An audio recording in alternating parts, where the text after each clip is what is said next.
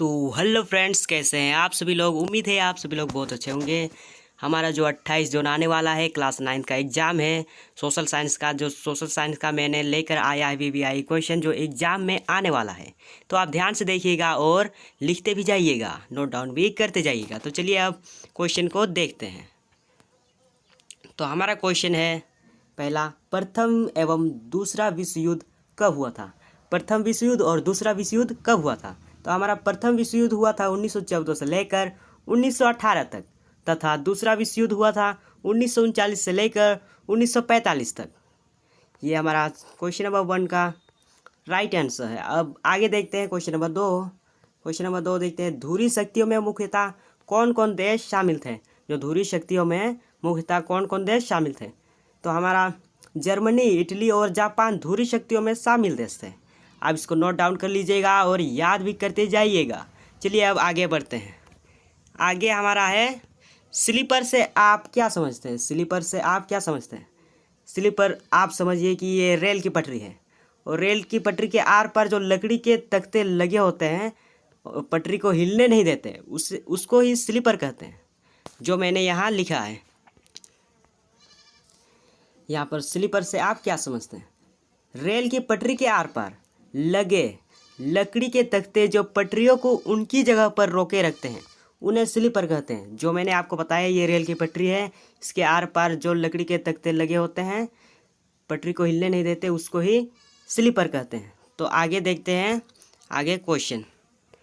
तो हमारा question number 4 में बोल रहा है कि निर्धनता रेखा से आप क्या समझते हैं। जो निर्धनता है, निर्धनता मतलब गरीबी, निर्धनता मतलब गरीबी आप इसको जानते होंगे। निर्धनता मतलब गरीबी। तो ये कह रहा है कि निर्धनता रेखा से आप क्या समझते हैं या गरीबी से आप क्या समझते हैं। तो निर्धनता रेखा गरीबी मापने की एक रेखा है। एक ऊंची आमदनी से कम आमदनी होने पर उसे निर्धनता रेखा में रखा जाता है। जो ऊंची आमदनी जो ज़्यादा कमाता है उससे कम कमाने वाले को उसको निर्धनता रेखा में रखा जाता है। जो कि बहुत कम, 2 वक्त का रोटी भी ठीक से जुटा नहीं सकता, उसको ही निर्धनता कहते हैं। चलिए अब आगे देखते हैं क्वेश्चन नंबर 5। क्वेश्चन नंबर 5 में कह रहा है कि सार्वजनिक वितरण प्रणाली से आप क्या समझते हैं। अगर इसको हम आम बोलचाल में कहें तो सार्वजनिक वितरण प्रणाली होता है कोटा। हमने हमारे गांव आसपास में होगा शायद, जो कि ये सार्वजनिक वितरण प्रणाली आम बोलचाल में कोटा कहते हैं। तो चलिए अब इसका आंसर देखते हैं। तो इसका आंसर इस प्रकार है कि सार्वजनिक वितरण प्रणाली वह प्रणाली है जिसमें आवश्यक एवं उपभोक्ता वस्तुओं को सार्वजनिक रूप से इस प्रकार वितरित किया जाता है कि यह वस्तुएं सभी उपभोक्ताओं को उचित मूल्य पर और उचित मात्रा में प्राप्त हो सके। इस प्रणाली में वितरण व्यवस्था पर सरकारी नियमन एवं नियंत्रण रहता है। तो अब इसको नोट डाउन कर लीजिए और याद भी करते जाइए। अब आगे बढ़ते हैं क्वेश्चन नंबर 6। क्वेश्चन नंबर 6 में कह रहा है कि भारत में राष्ट्रीय मानवाधिकार आयोग का गठन कब किया गया। भारत में राष्ट्रीय मानवाधिकार का आयोग का गठन कब किया गया। तो हमारा जो कि आंसर है, भारत का राष्ट्रीय मानवाधिकार आयोग एक स्वायत्त विधिक संस्था है। एक स्वायत्त विधिक संस्था है। इसकी स्थापना 12 अक्टूबर 1993 को हुई थी। 12 अक्टूबर 1993 को, ये आपको याद रखना है। 12 अक्टूबर 1993 को हुई थी भारत में राष्ट्रीय मानव अधिकार आयोग का गठन 12 अक्टूबर 1993 को हुई थी। अब इसको भी याद कर लीजिएगा क्योंकि ये बहुत इम्पोर्टेंट है। चलिए अब आगे बढ़ते हैं। आगे हमको कह रहा है कि क्वेश्चन नंबर 7 में कह रहा है, शिक्षा का अधिकार से आप क्या समझते हैं। तो इसका आंसर है, शिक्षा का अधिकार मौलिक अधिकारों में से एक है। 6 से 14 साल की उम्र के हर एक बच्चे को मुफ्त और अनिवार्य शिक्षा का अधिकार है। सरकारी स्कूल सभी बच्चों को मुफ्त शिक्षा उपलब्ध कराएंगे। 6 से 14 साल की जो बच्चे होते हैं उसको मुफ्त और अनिवार्य शिक्षा का अधिकार होता है, और सरकारी स्कूल उसे मुफ्त शिक्षा उपलब्ध कराएंगे। आगे देखते हैं क्वेश्चन नंबर 8। क्वेश्चन नंबर 8 कह रहा है कि मानसून में विराम से आप क्या समझते हैं। जो कि हम बरसात में देखते हैं कि कभी कभी कुछ दिनों तक लगातार बारिश होती रहती है, कुछ दिनों तक लगातार वर्षा होती रहती है और बीच बीच में रुक जाती है, थोड़ा थोड़ा बीच बीच में रुक जाती है। तो उसको ही हम कहते हैं मानसून विराम, जो कि मैंने लिख दिया है यहाँ पर। मानसूनी वर्षा रुक रुक कर होती है, एक समय में कुछ ही दिनों तक होती है, बीच में जो अंतराल होता है उसे मानसून विराम कहा जाता है। अब क्वेश्चन नंबर 9 देखते हैं। क्वेश्चन नंबर 9 में क्या कह रहा है कि नात्सी पार्टी का संस्थापक कौन था। नात्सी पार्टी जो था उसका संस्थापक कौन था, हिटलर था। नात्सी पार्टी का संस्थापक कौन था, हिटलर था। तो अब आगे बढ़ते हैं क्वेश्चन नंबर 10। क्वेश्चन नंबर 10 हमारा बहुत इंपॉर्टेंट क्वेश्चन है, बहुत इंपॉर्टेंट क्वेश्चन है। आप इसको याद भी कर लीजिएगा और नोट डाउन भी करते जाइएगा और याद भी करते जाइएगा। तो क्वेश्चन नंबर 10 हमारा कह रहा है कि झूम या घुमंतू खेती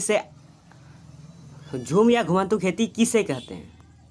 और या फिर क्वेश्चन आ सकता है कि झूम या घुमंतू खेती से आप क्या समझते हैं। तो हमारा आंसर जो है, झूम या घुमंतू खेती एक प्रकार की कृषि प्रणाली है जो जंगली क्षेत्रों में की जाती है। इसमें किसी खास समय के अंतराल पर जंगल के किसी एक हिस्से को काटा जाता है और जलाया जाता है। उस जंगली जमीन की राख पर मानसून काल में बीज बो दिए जाते हैं। उसे अक्टूबर नवंबर में काटा जाता है। इन खेतों में 1 या 2 साल खेती करने के बाद उन्हें 12 से 18 साल तक परती छोड़ दिया जाता है, जिससे वहाँ फिर से जंगल पनप जाए। इसे ही झूम या घुमंतू खेती कहते हैं। चलिए आप इसको नोट डाउन कर लीजिए, आगे बढ़ते हैं। आगे भी इम्पोर्टेंट सवाल है, सभी इम्पोर्टेंट सवाल है, आप नोट डाउन करते जाइएगा, याद भी करते जाइएगा। तो चलिए आप देखते हैं क्वेश्चन नंबर 11। क्वेश्चन नंबर 11 हमारा जो कह रहा है, क्वेश्चन नंबर निर्धनता की परिभाषा लिखिए। निर्धनता माने हमने क्या बताया था, गरीबी। निर्धनता मतलब हमने बताया था गरीबी। तो गरीबी की परिभाषा लिखना है, तो क्या लिखेंगे, चलिए आप देखते हैं। गरीबी की परिभाषा इस प्रकार है। निर्धनता एक ऐसी स्थिति है जहाँ पर व्यक्ति की आय इतनी कम हो जाती है कि वह व्यक्ति अपनी ज़रूरतों को पूरा करने में सक्षम नहीं हो पाता।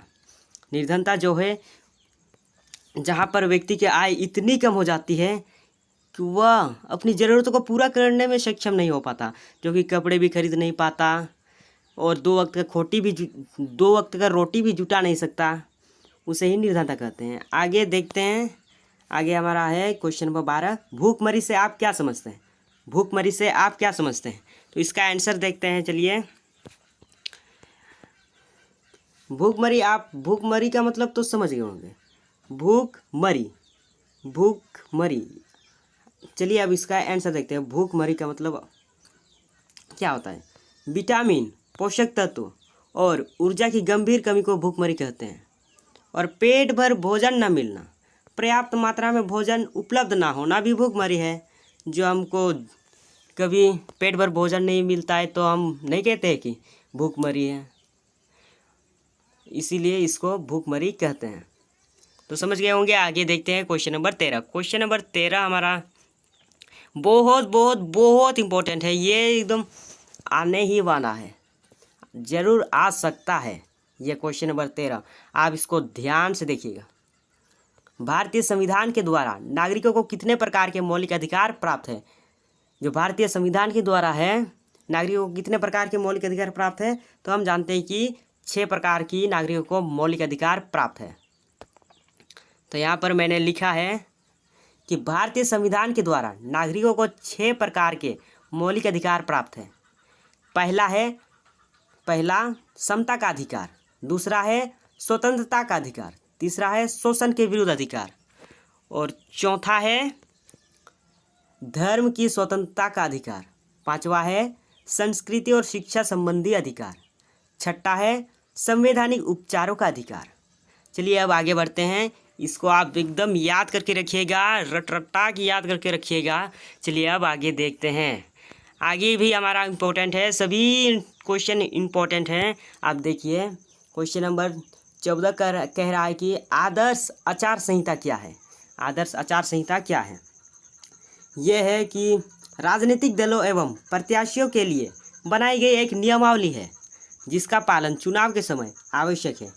चुनाव आयोग चुनाव से पहले इसके लागू होने की घोषणा करता है और चुनाव के बाद इसके समाप्त होने की।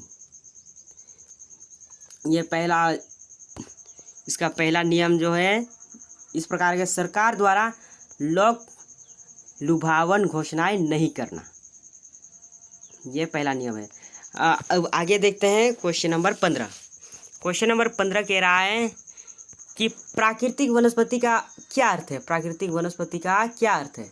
तो प्राकृतिक वनस्पति का मतलब है वह वनस्पति जो मनुष्य द्वारा विकसित नहीं की गई है, इसे मनुष्य से मदद की ज़रूरत नहीं है, और जो कुछ भी पोषक तत्व इन्हें चाहिए प्राकृतिक वातावरण से ले लेते हैं।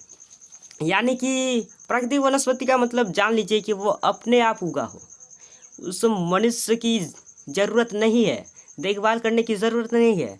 वो जो कुछ भी पेड़ पौधों को चाहिए वो अपने से ले लेता है प्राकृतिक वातावरण से। तो वही यहाँ कह रहा है कि प्राकृतिक वनस्पति का मतलब है वह वनस्पति जो मनुष्य द्वारा विकसित नहीं की गई है, इसे मनुष्य से मदद की ज़रूरत नहीं है, और जो कुछ भी पोषक तत्व इन्हें चाहिए प्राकृतिक वातावरण से ले लेते हैं।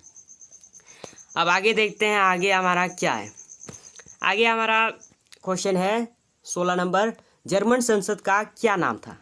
जर्मन संसद का नाम राइक्सटाग था। राइक्सटाग, जर्मन संसद का नाम राइक्सटाग था। अब क्वेश्चन नंबर 17 में देखिए कि वैज्ञानिक वानिकी से क्या समझते हैं, या फिर क्वेश्चन ये भी आ सकता है कि वैज्ञानिक वानिकी से क्या अभिप्राय है।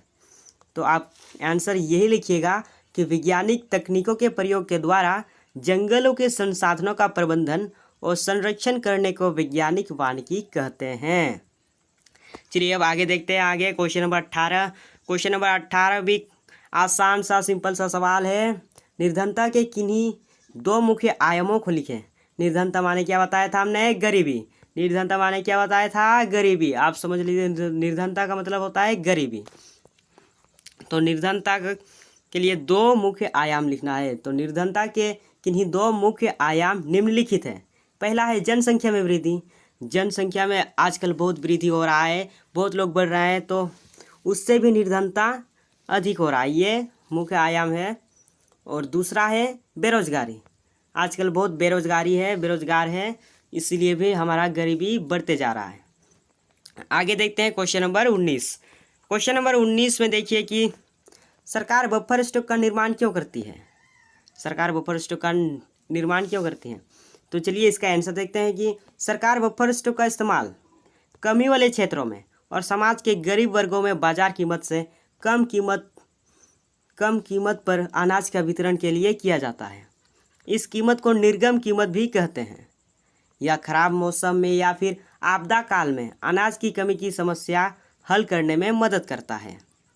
ये जो है कमी वाले क्षेत्रों में, जहाँ गांव सब में है, गांव में वहाँ इस प्रकार के बफर स्टॉक का निर्माण होता है। यह खराब मौसम और आपदा काल में भी ये मदद करता है, जो कि बाज़ार कीमत में ज़्यादा कीमत लगता है बाज़ार में, और वही चीज़ यहाँ पर कम कीमत पर उपलब्ध कराया जाता है। इसको ही कहते हैं बफर स्टॉक। आगे देखते हैं क्वेश्चन नंबर 20। क्वेश्चन नंबर 20 हमारा कह रहा है अधिकार से क्या समझते हैं? क्वेश्चन नंबर 20 में अधिकार से क्या समझते हैं? अधिकार जो है उसका मतलब क्या है, क्या समझते हैं? तो चलिए अब इसका आंसर देखते हैं। इसका आंसर है सरकार द्वारा प्रत्येक व्यक्ति को कुछ विशेष या सुविधा,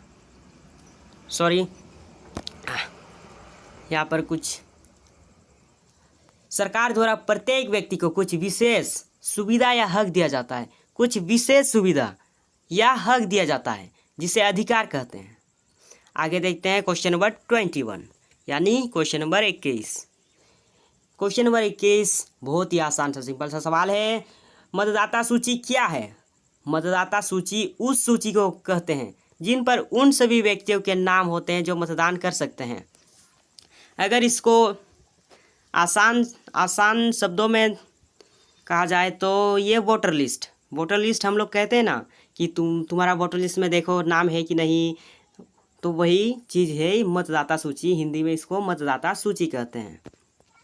अब लास्ट का आसान सा सवाल है। भारत में किस प्रकार की जलवायु पाई जाती है? भारत में किस प्रकार की जलवायु पाई जाती है? आप इसको याद रखिएगा कि भारत में मानसूनी जलवायु पाई जाती है। भारत में मानसूनी जलवायु पाई जाती है। तो हमारा आज का क्वेश्चन इतना ही था। तो अगर आप इस वीडियो से समझ गए होंगे, अगर आपको थोड़ी बहुत भी नॉलेज मिला होगा तो आप इसको सब्सक्राइब कर लीजिएगा। जो नए हैं सब्सक्राइब कर लीजिए और लाइक शेयर भी कर लीजिए। और इसी तरह मैं आपके लिए इसी तरह का वीडियो लाता रहूँगा। तब तक के लिए जय हिंद जय भारत।